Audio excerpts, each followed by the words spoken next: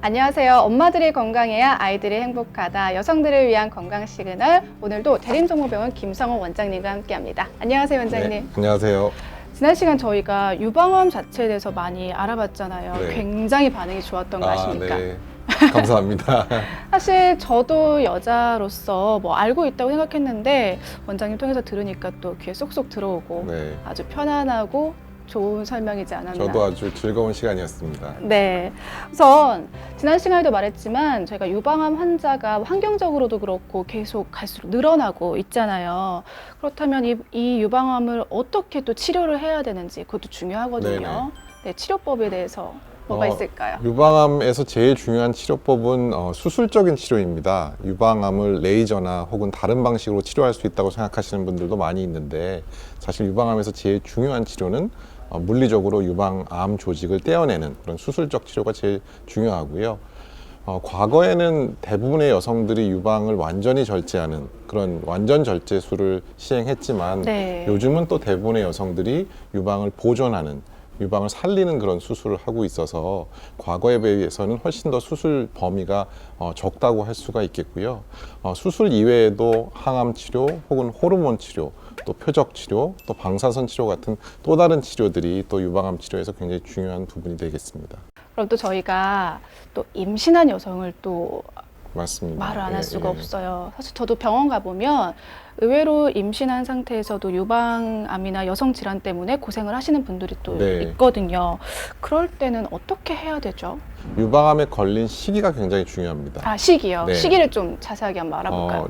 유방암에 걸린 시기를 저희가 보통 이제 임신 주기를 3등분해서 나누거든요. 보통 12주씩 임신의 전기, 중기, 후기로 나누게 되는데 중기나 후기에는 유방암 수술도 할 수 있고 항암 치료도 할 수 있습니다.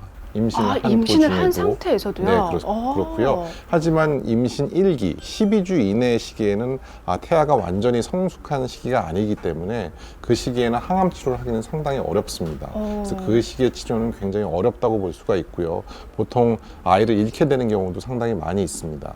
저는 사실 처음 알게 된 사실이거든요. 네. 당연히 유방암이 걸린 상태면은 이제 아이를 포기하든지 그렇지 않으면 이제 사실 아니면 치료를 포기하든지. 치료를 포기하든지 예, 예. 사실 그런 극단적인 상황이지 맞습니다. 않을까라고 해서 좀 조심스럽게 여쭤본 질문이었는데 만약에 그런 상황이라고 하셔도 뭐 절대 낙담하지 않으셔도 될 것 네, 같아요. 맞습니다. 또 우리 원장님께서 또 유방암 치료계에 아주 유명하시기 때문에 정말 놀라운 사실인데요. 네. 만약에 그렇다면 더 낙관적인 마음으로 조금 더 아이를 튼튼하게 키운 네. 다음에 중기쯤 돼서 또 임신을 하고 있는 경우에 이제 가장 큰 걱정은 혹시라도 암세포가 맞아요. 태아에게 그 전달이 돼서 아이의 건강을 해치지 않을까라는 그런 걱정들을 예. 많이 하시고요. 또 항암 치료를 임신 중에 받게 되면 혹시 아이에게 어떤 무슨 문제가 생기지 않을까를 많이 걱정하시는데 예. 두 가지 사안 전부 다 별 문제는 없는 걸로 되어 있습니다. 절대 암세포가 태아에게 전달되지도 않고요. 또 임신 12주를 넘게 되면 항암 치료가 태아에 나쁜 영향을 미치지 않기 때문에 너무 걱정하실 필요는 없을 것 같습니다. 그러면 이게 말씀하신 것처럼 아이를 그래도 무사히 낳았어요. 근데 또 아이를 낳은 후에도 치료는 계속 해야 되잖아요. 네네, 그렇죠. 그 치료할 때 또 모유 수유에 대해서 걱정하지 않을 수가 없거든요. 치료를 하는 경우에 이제 여러 가지 종류의 치료가 있는데 예를 들어서 이제 방사선 치료를 한다. 예. 그렇게 되면 모유수유를 못 하게 되는 경우가 상당히 많습니다. 안 하는 게 좋다 네. 이거죠. 꼭 방사선 치료를 한다고 못 하는 건 아니지만 이제 방사선 치료를 하는 가슴 쪽에서는 당연히 모유가 안 나올 것이고요. 그래서 그렇게 되면 결국은 반대편도 힘들어지기 때문에 보통 방사선 치료를 해야 하는 경우에는 단유를 하는 게 일반적인 방법이고요. 또 모유 수유를 할 때 우리가 예를 들어서 타목시펜과 같은 그런 호르몬 치료를 하고 있는 경우에는 모유 수유를 할 수가 없습니다. 그래서 임신 중에 걸린 유방암 뒤에 이제 모유 수유는 상당히 어려운 경우가 많이 있겠지만 또 그렇지 않은 굉장히 초기의 유방암 같은 경우에 아무런 치료를 하지 않을 때는 또 모유 수유도 문제가 되지 않습니다. 그래서 그렇군요. 뭐 여러 가지 가능성은 다 있다고 볼 수 있겠죠. 그렇군요.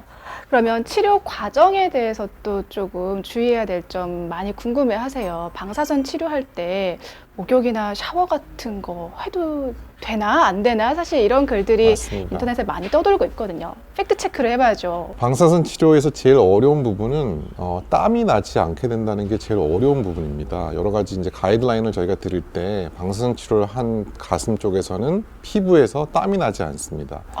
그래서 과도하게 땀을 흘리게 되는 상황, 대표적인 경우가 이제 사우나나 그쵸. 뜨거운 뭐 목욕탕이죠. 찜질방이라든지. 찜질방. 그런 상황에서는 땀이 나지 않기 때문에 피부가 붓게 됩니다. 그래서 피부에 굉장히 안 좋은 영향을 미치게 되죠. 그래서 방사선 치료 중이거나 혹은 방사선 치료 직후에는 너무 많은 땀을 흘리는 그런 상황에는 처하지 않는 게 맞는 거고요. 그래서 치료 기간이나 치료 직후에는 되도록이면 너무 심한 운동이나 혹은 찜질방 같은 데는 좀 이제 저희가 피하도록 권장을 하고 있고요. 또 방사선 치료 중에 목욕을 할 수 없는 또 중요한 이유는 저희가 가이드를 위해서 라인을 그려 놓습니다. 근데 그 라인이 지워지게 되면 또 다시 CT를 찍고 라인을 그려야 되는 그런 과정을 번복해야 되기 때문에 방사선 치료 중에는 되도록이면 물이 닿지 않는 게 닿지 좋겠네요. 않도록 저희가 하는 것이 있습니다. 그래서 되도록이면 이제 방사선 치료 중에는 목욕을 못 하게 돼서 상당히 환자분들이 힘들어 하시죠. 이 부분에는 물을 닿지 않게 해야 하니까. 유방을 절제하지 않고 이렇게 치료하거나 수술하는 방법은 없을까요? 유방을 보존하는 치료 방법은 지금도 많이 하고 있고요. 하지만 많은 분들이 물어보시는 것은 이거죠. 아예 칼을 대지 않고 그쵸. 레이저나 혹은 뭐 요즘 많이 쓰는 그런 진공 보조 조직 검사 장치를 이용해서 하는 수술 혹은 뭐 아예 얼려서 없애는 방법은 없냐라는 질문들을 많이 하시는데 하지만 정답은 안 됩니다. 수술은 반드시 필요한 과정이고요. 근데 사실 요즘은 수술을 굉장히 미용적으로 아름다운 유방을 유지할 수 있도록 그렇게 수술을 많이 하고 있습니다. 종양 성형술이라고 저희가 보통 얘기하는 그런 수술 방법인데 종양 성형술이요? 네, 종양이라는 건 이제 유방암을 얘기하는 예. 것이죠. 성형수술은 우리가 이쁘게 하는 수술을 성형수술이라고 얘기하는데 예. 종양을 제거하면서 미용적인 효과를 극대화시키는 그런 방법의 수술을 저희가 종양 성형술이라고 부르고 있고요. 원장님 이 부분은 저희가 다음에 꼭 다시 한번 또 얘기를 네네. 자세하게 나눠봐야겠는데요. 여러 가지 방법들이 굉장히 많이 네, 있기 굉장히 때문에 많이 궁금해하실 네, 것 같아요. 그런 방법을 이용하면 우려할 만큼 그렇게 큰 상처가 나지 않고 또 우려할 만큼 유방이 패이지 않고도 상당히 효과적인 수술을 할 수가 있다는 거죠. 그렇군요. 네. 또 많이 궁금해 하시는 게 이거 이렇게 하면 되는데 저렇게 하면 되는데 네. 민간요법 흔히 맞습니다. 많이 말하죠. 특히 식이요법도 그 중에 하나라고 할 수가 있는데 식이요법으로 유방암 치료가 가능하다 이런 글들도 사실 네. 많이 봤거든요. 어떤가요? 그런 이제 질문을 많이 받는데 사실 유방암을 치료할 수 있는 그런 음식은 없고요. 또 유방암을 완전히 예방할 수 있는 그런 음식도 없습니다. 그래도 왜 어떤 질병에 따라서는 이런 음식은 좀 피하는 게 좋습니다라는 게 있는데 유방암은 그런 게 없다는 거죠. 그렇죠. 유방암에 있어서는 결과적으로 몸속의 에스트로겐 레벨, 혈중 에스트로겐 레벨을 높이는 음식이 가장 위험한 음식인데 결국 대표적인 음식은 지방이 너무 많이 섞인 음식.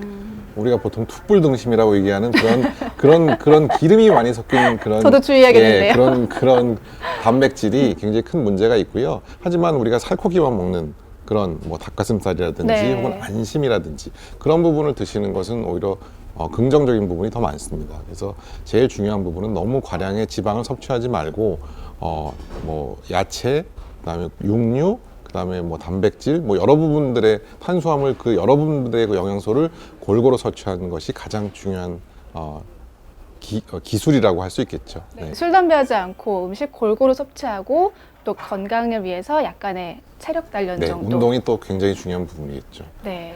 사실 제가 지난 시간부터 이번 시간까지 유방암 관련 얘기를 하면서 뭐 이 정도면 많이 알았다 이렇게 네. 자만을 좀 했던 것 같아요. 또 네. 얘기하면서 궁금했던 게 초반에 얘기했던 유방암에 걸리면 정말 심리적으로 많이 힘들 텐데 네. 또 어떻게 극복해야 되는지 이런 것도 좀 궁금함이 생겼고 아까 종양 성형술이라고 종양수술, 하셨잖아요. 예. 그 부분에 대해서도 저를 포함해서 많은 분들이 궁금해하실 것 같아요. 네. 그래서 저희가 다음에 그런 부분까지도 같이 얘기를 해보면 정말 궁금한 내용을 다 파헤칠 수 있지 네. 않을까 생각이 다음에 듭니다. 한번 준비해 보도록 하겠습니다. 네, 알겠습니다.